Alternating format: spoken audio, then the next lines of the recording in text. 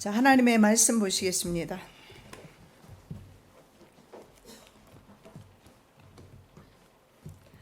하나님의 말씀은 룻기 2장 4절 말씀부터 23절 말씀까지입니다. 마침 보아스가 베들레헴에서부터 와서 베는 자들에게 이르되 여호와께서 너희와 함께 하시기를 원하노라. 그들이 대답하되 여호와께서 당신에게 복 주시기를 원하나이다. 보아스가 베는 자들을 거느린 사원에게 이르되 이는 네 소녀냐? 베는 자를 거느린 사원이 대답하여 가로되 이는 나오미와 함께 모압 지방에서 돌아온 모압 소녀인데 그의 말이 나로 베는 자를 따라 단사에서 이삭을 죽게 하소서 하였고 아침부터 와서는 잠시 집에서 쉰 외에 지금까지 계속하는 중이니이다. 보아스가 룻에게 이르되 내 딸아 들어라. 이삭을 주우러 다른 밭으로 가지 말며 여기서 떠나지 말고 나의 소녀들과 함께 있으라. 그들의 베는 밭을 보고 그들을 따르라. 내가 그 소년들에게 명하여 너를 건드리지 말라 하였느니라. 목이 마르거든 그릇에 가서 소년들의 기로운 것을 마실지니라. 룻이 땅에 엎드려 절하며 그에게 이르되 나는 이방 여인이오늘 당신이 어찌하여 내게 은혜를 베푸시며 나를 돌아보시나이까? 보아스가 그에게 대답하여 가로되 내 남편이 죽은 후로 내가 시모에게 행한 모든 것과 내 부모와 고국을 떠나 백성에게로 온 일이 내게 분명히 들렸느니라. 여호와께서 내 행한 일을 보응하시기를 원하며 이스라엘의 하나님 여호와께서 그 날개 아래 보호를 받으러 온 내게 온전한 상 주시기를 원하노라. 룻이 가로되 내 주여 내가 당신께 은혜 입기를 원하나이다. 나는 당신의 시녀의 하나와 같지 못하오나 당신이 이 시녀를 위로하시고 마음을 기쁘게 하는 말씀을 하셨나이다. 식사할 때에 보아스가 룻에게 이르되 이리로 와서 떡을 먹으며 내 떡 조각을 초에 찍어라. 룻이 곡식 빼는 자 곁에 앉으니 그가 볶은 곡식을 주매 룻이 배불리 먹고 남았더라. 룻이 이삭을 주우러 일어날 때에 보아스가 자기 소년들에게 명하여 가로되 그로 곡식 단 사이에서 줍게 하고 책망하지 말며 또 그를 위하여 줌에서 조금씩 뽑아 버려서 그로 줍게 하고 꾸짖지 말라 하니라. 룻이 밭에서 저녁까지 줍고 그 주운 것을 떠니 보리가 한 에바쯤 되는지라. 그것을 가지고 성읍에 들어가서 시모에게 그 주운 것을 보이고 그 배불리 먹고 남긴 것을 내어 시모에게 드리매 시모가 그에게 이르되 오늘 어디서 주웠느냐? 어디서 일을 하였느냐? 너를 돌아본 자에게 복이 있기를 원하노라. 룻이 누구에게서 일한 것을 시모에게 알게 하여 가로되 오늘 일하게 한 사람의 이름은 보아스니이다. 나오미가 자부에게 이르되 여호와의 복이 그에게 있기를 원하노라. 그가 생존한 자와 사망한 자에게 은혜 베풀기를 그치지 아니하도다. 나오미가 또 그에게 이르되 그 사람은 우리의 근족이니 우리 기업을 물을 자 중 하나이니라. 모압 여인 룻이 가로되 그가 내게 또 이르기를 내 추수를 다 마치기까지 너는 내 소년들에게 가까이 있으라 하더이다. 나오미가 자부 룻에게 이르되 내 딸아 너는 그 소녀들과 함께 나가고 다른 밭에서 이에 룻이 보아스의 소녀들에게 가까이 있어서 보리 추수와 밀 추수를 마치기까지 이삭을 주우며 그 시모와 함께 구하니라. 아멘. 우리와 동일한 환경과 동일한 삶을 고난의 삶을 살았던 룻을 통하여서 참으로 믿음의 진수가 무엇인지 우리가 은혜 받고 있습니다. 오늘도 주님께서 친히 말씀 증거하여 주셔서 우리의 힘든 마음과 우리의 걸어가는 길에 힘과 능력이 되게 하옵시며 하나님의 살아계신 말씀 먹겠사오니 저희들에게 먹여 주시옵소서. 거룩하신 예수 그리스도 이름으로 기도드립니다. 아멘.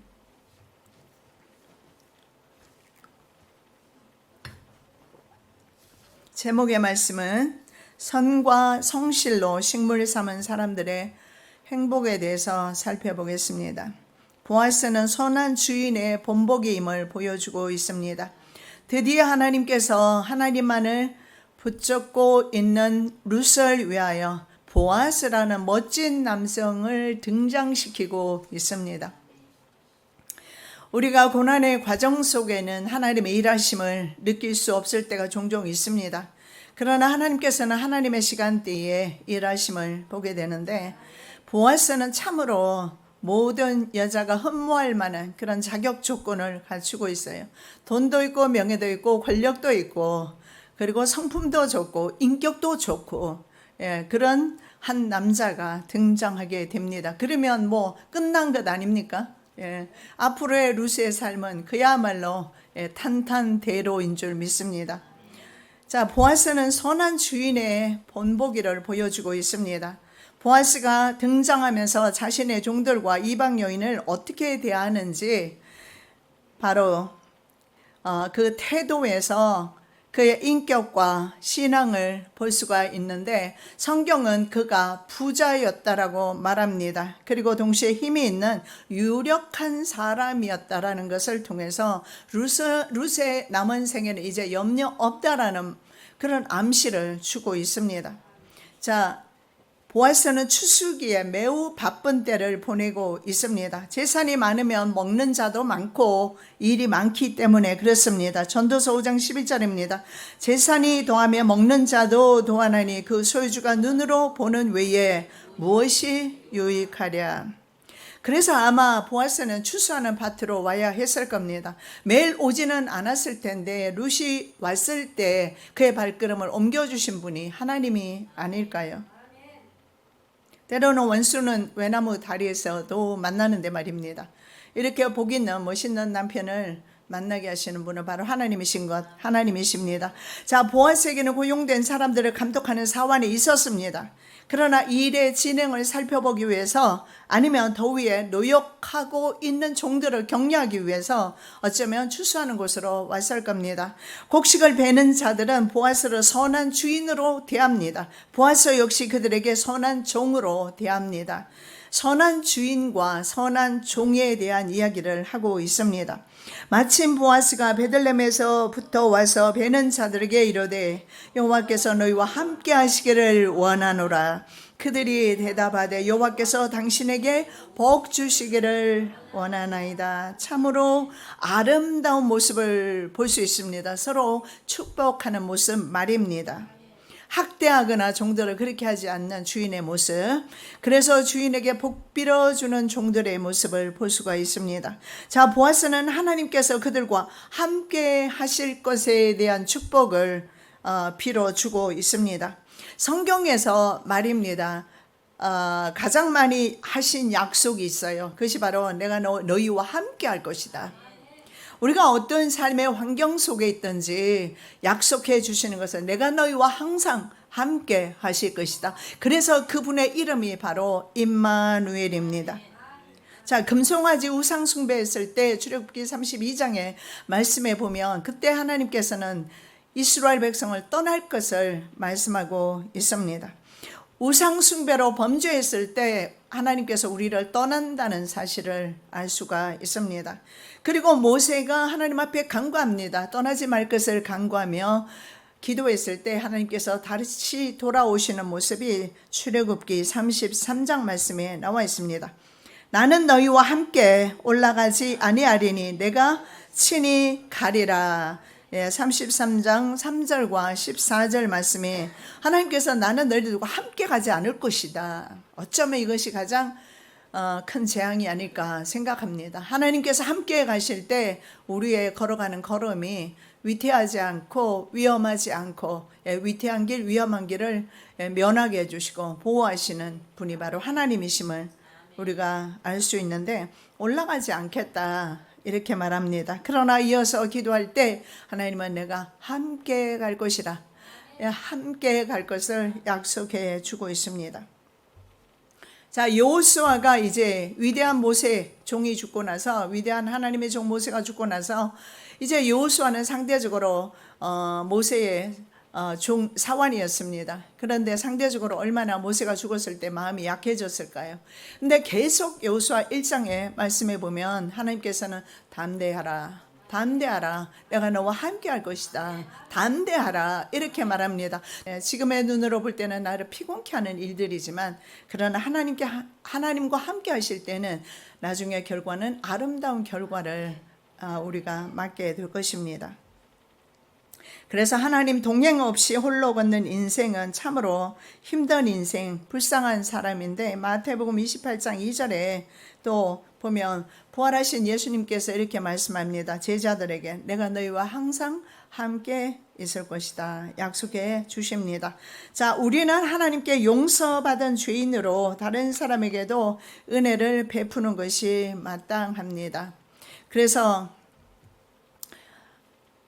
룻이 그랬던 것처럼 보아스 또한 은혜를 베풀고 있습니다. 그래서 우리는 하나님의 자녀로서 이웃을 돌아보는 것이 마땅한 사실을 알 수가 있습니다. 이것이 바로 하나님의 은혜 받는 비결입니다. 자, 평생 갚아도 갚을 수 없는 그런 1만 달란트 빚진 사람이 있었습니다. 그런데 주인이 빚을 갚지 않아도 된다고 탕감해 줍니다. 그리고 그는 다시 자기에게 빚진 사람이 있었는데 100데나리온, 이것은 일용직 근로자 한 달 정도의 월급밖에 되지 않습니다. 그러나 그 빚을 갚지 않는다고 해서 그 사람을 감옥에 가둬버립니다. 그래서 우리가 다른 사람에게 긍휼을 베풀지 아니하고 다른 사람을 위해서 우리가 다른 사람을 사랑하지 않는 사람은 바로 이와 같은 사람임을 성경에서 말씀을 합니다. 악한 종아, 네가 빌기에 내가 내 빚을 전부 탕감하여 주었거늘 내가 너를 불쌍히 여김과 같이 너도 내 동관을 불쌍히 여김이 마땅치 아니하냐. 여러분, 기독교 복음 자체가 바로 용서라는 사실을 믿으시기 바랍니다. 남편과의 관계, 부부 관계도 마찬가지고 그리고 이웃과의 관계에서도 마찬가지입니다. 우리는 용서하면서 살아갈 때 바로 하나님께서 함께 하심을 느끼게 될 것입니다. 저에게 이런 말, 어떤 여자 목사님이 오셔서 저에게 이런 말을 하는 걸 제가 들었습니다. 목사님, 어떻게 하면 목사님처럼 설교할 수 있을까요? 해서 제가 2가지를 제시했어요. 이건 제가 제시한 방식입니다. 남편을 용서하십시오.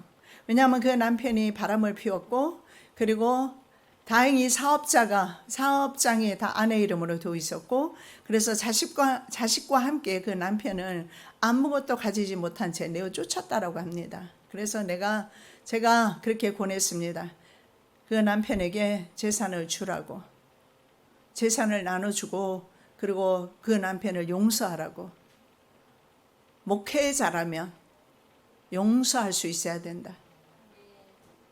그리고 또 하나, 당연히 책상에 앉아 있어야 되는 것 아닙니까?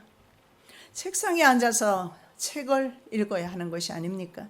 목회자라면 그렇게 해야 되는 것 아니겠습니까? 제가 권해드렸던 적이 있는데 우리 그리스도인이 용서하지 않는 삶을 살게 되면 하나님의 긍휼을, 하나님의 함께 하심을, 임마누엘을 경험하기가 어렵습니다.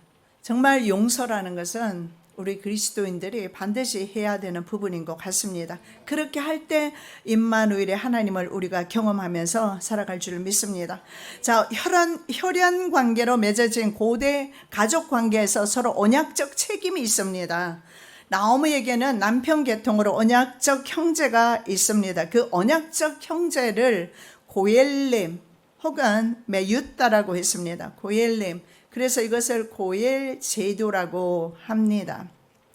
자, 무르거나 교환하는 일이 있을 때 그 확정을 위해서 이제 신발을 벗어 던지는 경우가 있습니다. 그러면 나는 이 책임을 지지 아니하겠다라는 거예요.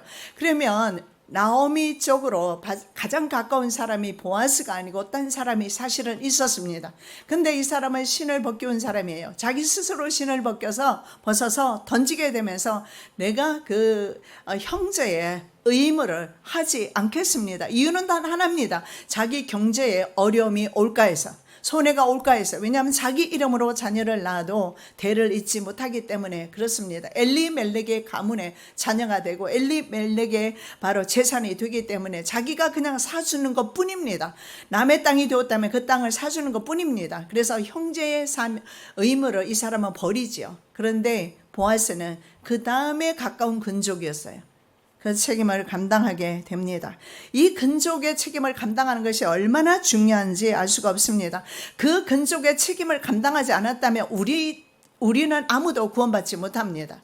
바로 예수 그리스도께서 그 형제의 바로 사명을 감당하러 이 땅 위에 오셨기 때문에 그렇습니다.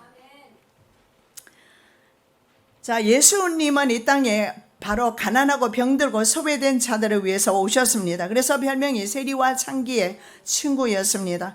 긍휼히 여기는 사람이 긍휼히 여김을 받을 수가 있습니다. 하나님 보고 계십니다. 룻이 그랬습니다. 시어머니 버리고 자기 동족에게로 돌아갈 수 있지만 룻은 그렇게 하지 않습니다. 여러분, 인간다운 삶이 무엇이겠습니까? 자기만을 위해서 사는 거예요. 세상에 가보십시오. 세상에 널려 있습니다. 그런 사람은.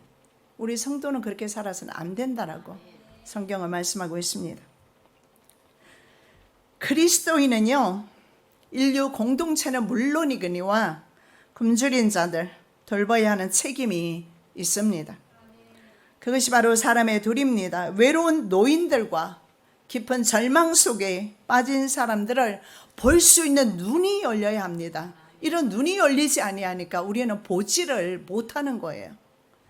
그리고 고통받는 이들과 함께 아파하는 가슴, 그리고 실제적으로 돌아봐주는 손과 발이 있어야 합니다. 그리스도인은 말입니다. 보아스는 변두리 인생 같은 그런 종들과 이방 여인 룻을 돌보고 있습니다. 자신의 신앙 공동체 안으로 들어올 수 있도록 관용하고 사랑과 은혜를 베푸는 모습을 발견할 수가 있습니다. 여러분 보십시오. 보아스의 이 아름다운 행위로 말미암아 예수 그리스도께서 룻의 후손을 통해서 이 땅 위에 오시지 않습니까? 자, 그래서 룻기서는 이스라엘 한 남자와 이방인 한 여인이 서로 사랑해서 결혼했구나, 사랑 이야기 아닙니다. 바로 이웃사랑 이야기임을 알 수가 있습니다. 자, 종들도 악한 종들처럼 어떤 종들은 성경에 보면 주인을 막 저주합니다. 억압적인 그런 주인은 그렇게 욕을 아무래도 받겠지요. 그런데 주인을 위해서 기도합니다. 자, 성경은 때를 따라서 양식을 나눠주는 사람이 바로 선한 종이라고 말씀합니다. 충성되고 지혜 있는 종이 되어 주인에게 그 집 사람들을 맡아 때를 따라 양식을 나눠줄 자가 누구냐? 하나님께서는 우리들에게 정속적인 지배권을 주셨습니다. 그 지배권을 우리에게 주심으로 인해서 이건 내 것이라 생각하시면 여러분 오판이십니다. 시간도 내 것이 아니고 물질도 내 것이 아니고 내가 가지는 모든 은사, 심지어는 내 자녀도 내 것이 아님을 여러분 기억하셔야 합니다. 그래서 이 모든 것을 하나님 나라를 위해서 선용하는 것이 바로 그리스도인의 책임과 의무입니다. 사람이 사람다워지는 것, 그리스도인이 그리스도인다워지는 것, 이것이 바로 관용과 배려입니다. 관용하면서 살아가야 하는데 하나님 이런 눈이 내게 열릴 수 있도록 도와주옵소서. 기도해야 될 줄로 믿습니다. 자, 이런 사람에게 하나님은 임마누엘 하시겠다라고 약속의 말씀을 주시고 있습니다. 자, 모세는 하나님의 온 집에서 종으로 신실했습니다. 히브리서 3장 5절에서 그 수많은 백성들이 모세를 돌로 치려하며 죽이려 할 때조차도 그는 그 백성들을 끝까지 잃었던 신실함을 보게 됩니다. 자신이 낳은 자녀도 아닌데 그 수많은 그 원망하는 무리들을 이끌고 말입니다. 40년 광야 생활하면서 모세는 하나님의 온 집에서 충성했습니다. 다니엘은 어떻습니까? 고소하려던 사람들은 그가 국사에서 그릇됨이나 아무 허물을 발견하지 못합니다. 그 정도로 충성스러웠던 사람이에요. 자, 성경 말씀에 보면 충성스러운 사자는 그를 보낸 사람에게 마치 추수한 날에 마시는 얼음 냉수와 같다. 그렇게 주인을 시원하게 한다. 우리의 주인은 누굴까요? 당연히 하나님이시죠. 생사 복의 주인이십니다. 살고 죽는 것은 물론이고 복 받는 것과 받지 못하는 것의 주권도 하나님께 있습니다. 이처럼 지극히 작은 것, 매일의 일상에서 부지런함과 경건함으로 사는 착한 종에게 누가복음 19장 17절에 보면 열고을 다스리는 권세를 주셨다라고 말씀하고 있습니다. 우리가 일상의 삶 속에서 늘 관용과 배려와 사랑과 은혜를 베푸시는 저와 여러분 되시기 바랍니다. 주인과 종 모두 선한 것은 하나님의 임재와 축복으로부터 온다는 사실을 이해하시기 바랍니다. 왜냐하면 보아스와 룻은 그렇게 알고 있습니다. 그리고 심지어는 보아스의 종들도 정말 선한 것은 바로 하나님의 임재와 하나님의 축복이라는 사실을 이해하고 있습니다. 그렇습니다. 우리 삶 속에 가장 선한 것, 아름다운 것 하나님으로부터 옵니다. 우리의 환경은 아무리 험악해도 말입니다. 결론은 아름답게 끝날 것입니다. 주인과 종 사이, 사람과 사람 사이의 좋은 유대 관계는 좋은 결과를 가져오게 됩니다. 이 얼마나 사람과의 관계가 중요한지 모릅니다. 자, 마침이라는 단어를 사용하고 있습니다. 이 마침, 이 단어는 보면 희내라는 원어를 사용하는데 짜잔 하고 나타나는 걸 가리키는 단어입니다. 드디어 마침내 하나님께서 일하시는 거예요. 그때가 되었다는 사실을 말씀하고 있는데 마침내 룻을 위해서 일하시는 하나님의 시간대 카이로스가 됩니다. 우리는 종종 하나님께서 일하시지 않는 듯한 느낌을 많이 받지요. 그리고 어둠의 터널을 지날 때는 그런 느낌을 받습니다. 그러나 때가 되었을 때 하나님께서 일하시는 시간, 그 시간이 바로 마침. 그래서 보아스의 걸음을 누가 인도하시는 거예요? 하나님께서 인도하십니다. 보아스가 이렇게 말해요. 여자가 마음에 들어올거나 아니면 여자에게 현혹이 되어서 묻는 것이 아닙니다. 어쩌면 알고 있었어요. 그 다음에 대화를 봤을 때 보아스가 묻습니다. 네 소녀냐? 룻을 주목하는 겁니다. 어쩌면 내가 저 소녀를 그런 삶의 환경 가운데서 구원해야 되겠다 하는 마음이 들었을지도 모르겠습니다만 성경에는 기록이 없습니다. 누구 집 소녀냐 묻습니다. 자, 보아스는 낯선 이방 여인 룻을 각별하게 오늘 본문에 보면 챙기고 있습니다. 심지어 이방인은 이스라엘 사람들은요, 예수님 당시에는 개처럼 취급을 했지만 말입니다. 그러나 보아스는 그렇게 하지 않습니다. 다른 사람에게 따뜻하게 배려하는 그런 아름다운 모습을 보고 있습니다. 이사야 42장 3절 말씀에 상한 갈대를 꺾지 않으시고 꺼져가는 등불을 끄지 않으시는 하나님에 대해서 말씀하고 계십니다. 우리는 그렇습니다. 상한 갈대입니다. 그리고 꺼져가는 등불과 같습니다. 조마조마하게 살아가는 우리 인생길 가운데서 절대 하나님께서는 우리의 그 등불을 끄지 않으실 것을 우리는 사무엘을 통해서 이스라엘의 등불을 주시는 것을 보면 알 수가 있습니다. 자, 그는 종들에게 따로 명령을 내려요. 그 여자를 절대 건드리거나 책망하거나 야단치지 말라는 겁니다. 그렇게 지시를 해요. 그리고 일부러 그 여자를 위해서 다발에서 좀 뜯어서 다발에 다 묶지 말고 이게 잘라서 그냥 좀 이렇게 풀어주라는 거예요. 남겨주라는 거예요. 여러분 이게 참 멋진 남성이에요. 그렇죠? 그냥 악한 주인은 어떻게 할까요? 종들을 다 거쳐서 한 가지도 남기지 아니하고 곡식단을 전부 다 죽지 않는다고 책망할 것 같습니다. 그런데 보아스는 그렇게 하지 않아. 줌에서 뽑아서 일부러 흩어버려라. 그래서 마음껏 주워 갈 수 있도록 그렇게 배려하라는 거예요. 우리 그리스도인은 좀 이런 마음의 여유를 가지고 살아야 될 것 같습니다. 식사할 때도 보아스의 돌봄은 계속되고 있습니다.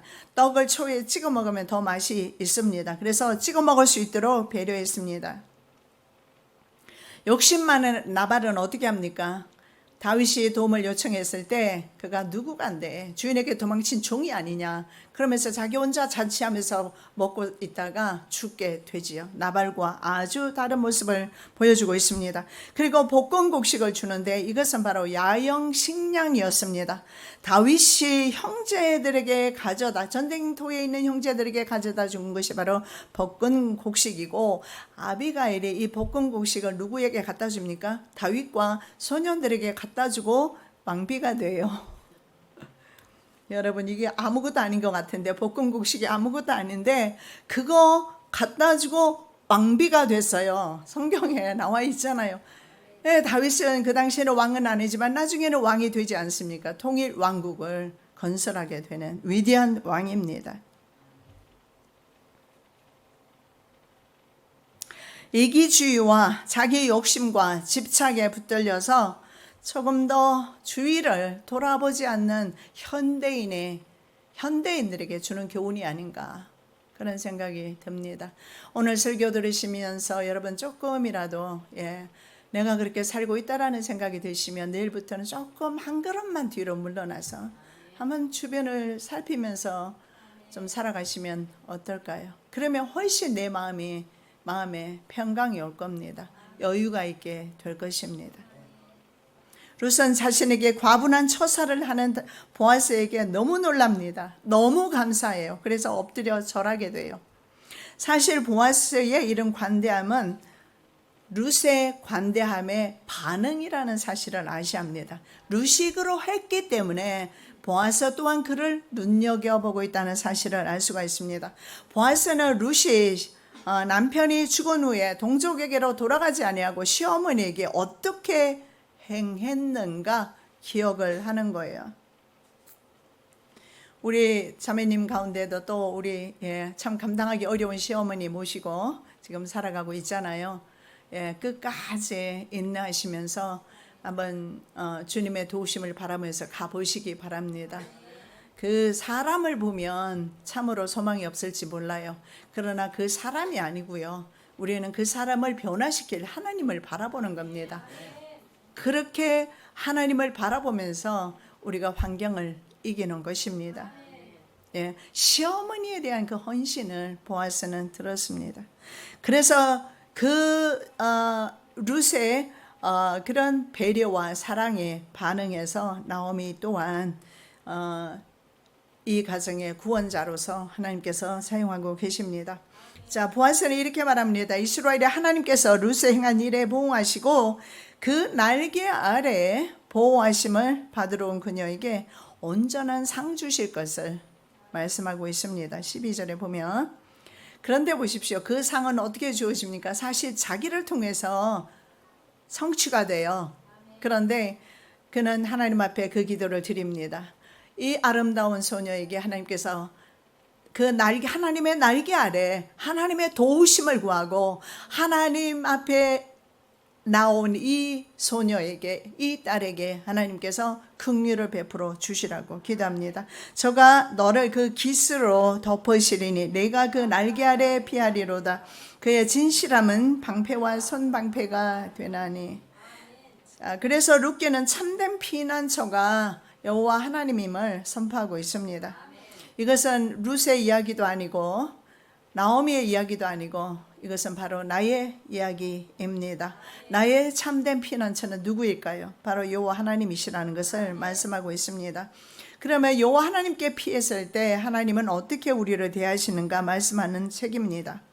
자, 하나님께서 출애굽 이스라엘 백성들을 어떻게 하셨습니까? 독수리 날개로 업어 날랐다라고 성경은 말씀합니다. 마치 독수리가 그 보금자리를 어지럽게 하며 그 새끼 위에 너풀거리며 그 날개를 펴서 새끼를 받으며 그 날개 위에 그것을 넘는 것 같이 여호와께서 홀로 그들을 인도하셨고 함께한 다른 신이 없었도다.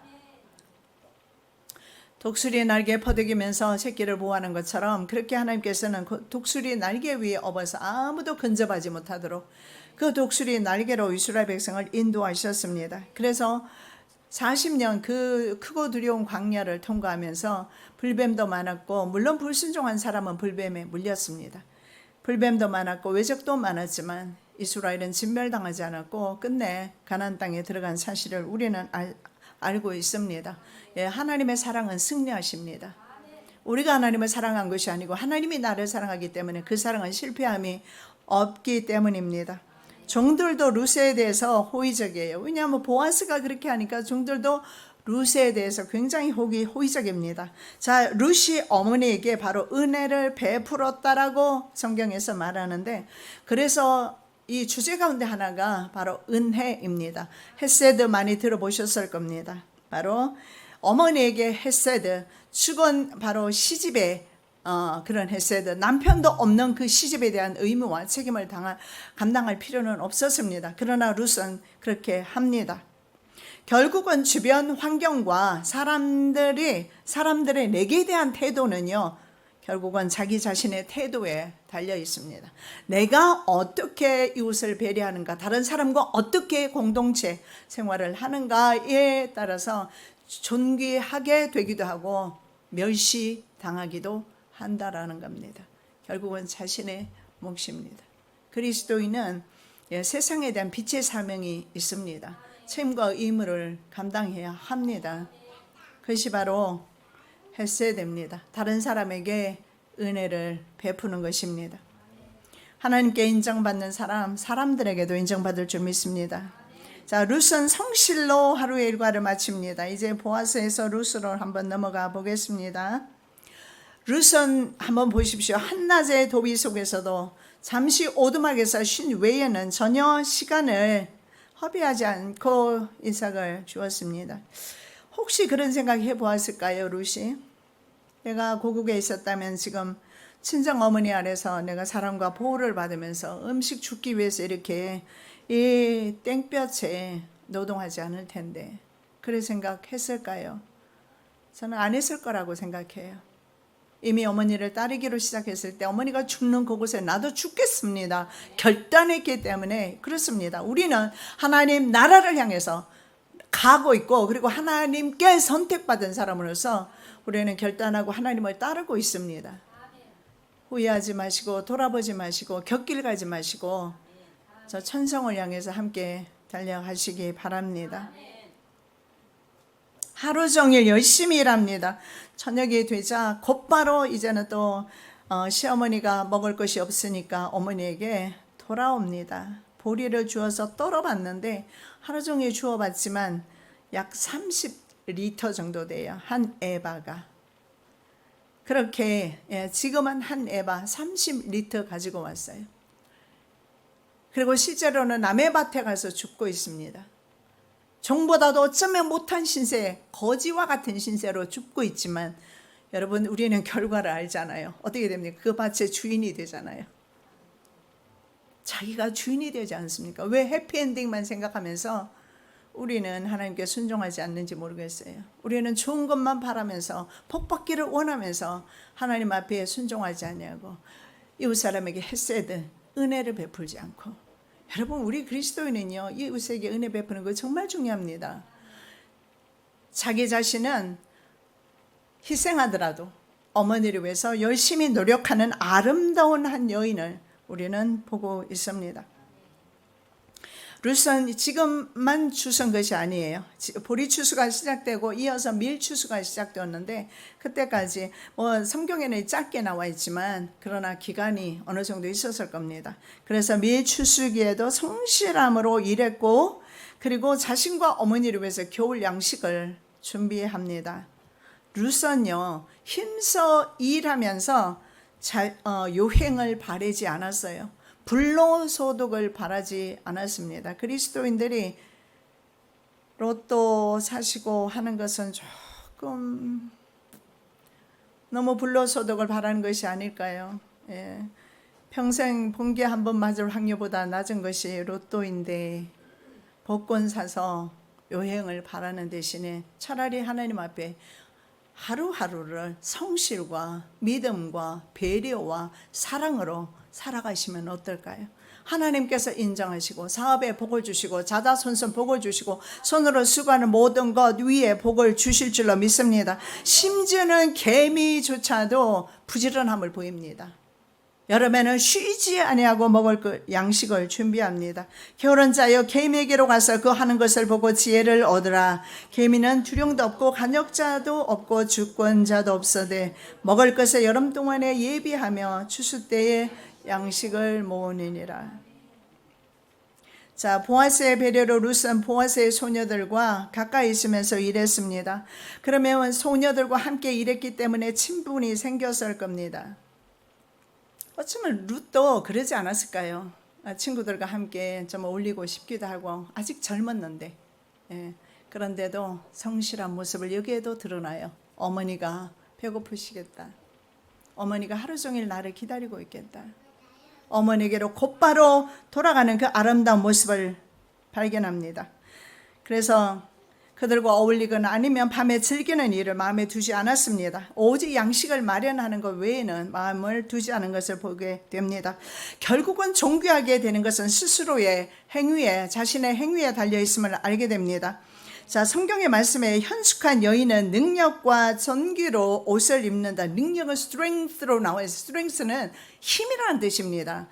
힘과 존귀로 옷을 입게 된다라고 말하고, 그리고 바로 현숙한 여인은 미래에 두려움이 없게 될 것을 성경은 말합니다. 잠언 31장의 말씀에 보면 자기 집안 일을 조심스럽게 살피고 게을리 얻는 양식을 먹지 않는다라고 성경에는 그렇게 말합니다. 자, 잠언 31장 30절에서 31절입니다. 고운 것도 거짓되고 아름다운 것도 헛되나 오직 여호와를 경외하는 여자는 칭찬을 받을 것이라. 그 손의 열매가 그에게로 돌아갈 것이요 그 행한 일을 인하여 성문에서 칭찬을 받으리라. 그렇습니다. 자기가 수고한 만큼 가져가는 것이 복이라는 사실을 말씀하고 있습니다. 여기에 보니까 룻의 많이 거둔 소사는 룻의 미래에 대한 그 축복을 예견하게 만듭니다. 기대하게 만들어요. 그때가 되었을 때 그는 죽지도 않습니다. 그 땅의 여주인이 되었기 때문입니다. 그리고 더 이상 종들에게 요청하면서 주우러 다니지 않아도 되었습니다. 그렇습니다. 하나님께서 말씀하셨어요. 우리로 하여금 고생하게 하는 것이 하나님의 본심이 아니라고 말입니다. 자, 나오미는 룻이 누구의 밭에서 일했는지 알지 못한 상태에서 룻을 축복합니다. 너를 돌아본 자에게 복이 있기를 원하노라.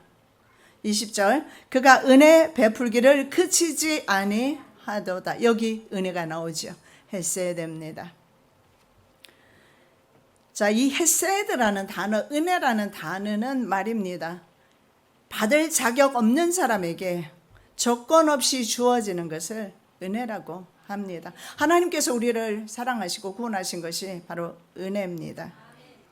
그래서 호세아 말씀에 한번 보겠습니다. 나는 인애를 원하고 제사를 원하지 아니하며 번제보다 하나님 아는 것을 원하노라. 그래서 성경의 헤세드는 바로 인애라는 단어로도 사용되고 은혜, 긍휼 이런 단어로 사용되고 있음을 봅니다. 자, 하나님께서 원하시는 것은 바로 이 인애, 헤세드, 은혜라는 사실을 알 수가 있습니다. 여러분 한 주간 살아가면서 다른 사람을 돌아보면서 은혜를 좀 많이 베푸시기 바랍니다. 은혜를, 헤세드를 베풀지 않는 사람은 하나님의 사람이 아닐 것입니다. 하나님을 사랑하지 않는 사람은 이웃을 돌아보지 않기 때문입니다. 자, 룻은 나오미에게, 보아스는 룻에게 은혜를 베풉니다. 여호와께서 헤세드를 베푸는 룻에게 보아스를 기업 물을 자, 이건 다음 시간에 우리가 따로 한번 살펴보겠습니다. 구엘 제도로 갑니다. 구엘. 자, 기업 물을 자, 구엘. 즉 룻에게 보아스를 남편으로 주셔요. 아, 보아스 아주 팔자 폈네. 나는 아닙니까? 여러분, 하나님께서는요, 예수 그리스도를 나의 고엘로 남편으로 주셨어요. 우리가 더 팔자 폈다는 사실을 아셔야 합니다. 우리가 그야말로 예수 신랑 모시고 팔자 편 사람입니다. 주눅 들어서 살 이유가 없습니다. 왜냐하면 그에게는 보아스를 마련하셨다면 하나님께서는 우리를 위해서 예수 그리스도를 구해 남편으로 주셨습니다. 내가 너희를 정결한 처녀로 한 남편인 그리스도께 드리려고 중매함이로다. 예, 보십시오. 예수 그리스도가 우리의 남편 되신다라고 말씀하고 있습니다. 룻에게는 유력한 자 보아스를 주셨고 우리에게는 생명의 주 예수 그리스도를 주셨습니다. 그러므로 우리는 더 이상 부족함이 없습니다. 그래서 고엘의 정체는요, 고엘은 우리는 친족이다 이런 의미예요. 우리는 형제다. 예수 그리스도께서 우리의 언약적 형제 고엘이 되셨습니다. 그래서 우리의 죄를 대신 지시고 십자가에 달려 죽으셨습니다. 바로 헤세드는 자기 희생입니다. 예수님의 십자가 사랑은 바로 자기 희생입니다. 이사야 48장 17절입니다. 너희의 구속자시여 이스라엘의 거룩하신 자이신 여호와께서 가라사대 나는 내게 유익하도록 가르치고 너를 마땅히 행할 길로 인도하는 너희 하나님 여호와라. 여기에 그렇게 말씀하지 않습니까? 고엘이라는 단어가 말입니다. 구속자라는 이름으로 그렇게 되어 있습니다.